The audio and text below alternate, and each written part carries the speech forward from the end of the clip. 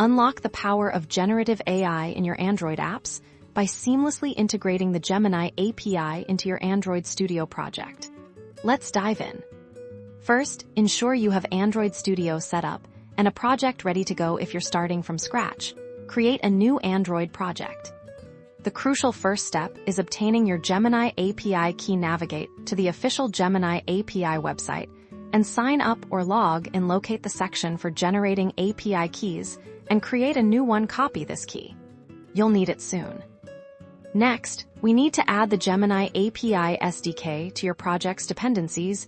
Open your app-level build Gradle file within the dependencies block. Add the designated line for the Gemini SDK. Make sure to sync your project after adding this dependency by clicking the sync button that appears at the top of Android Studio.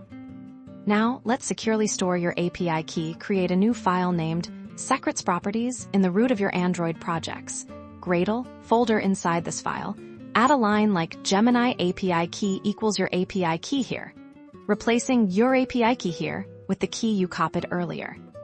To make your API key accessible from the code without hard-coding it, we'll use the Secrets Gradle plugin in your app-level build Gradle file.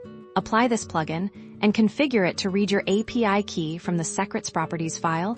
This is a vital step for security. In your Android project's Kotlin or Java code, you'll initialize the Gemini client. Import the necessary classes from the Gemini SDK. Then, using your application context, instantiate the Gemini client, passing in your API key, which is now accessible through the Gradle configuration.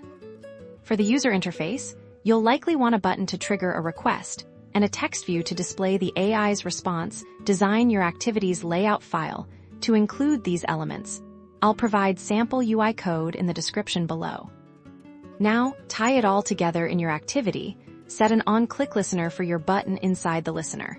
Call a function that will interface with the Gemini API. This function will construct your prompt and send it to the Gemini model. To interact with the Gemini API to generate text, you'll make a network request. This typically involves creating a prompt object with your user's input and sending it to the appropriate Gemini model endpoint. Handle the asynchronous response.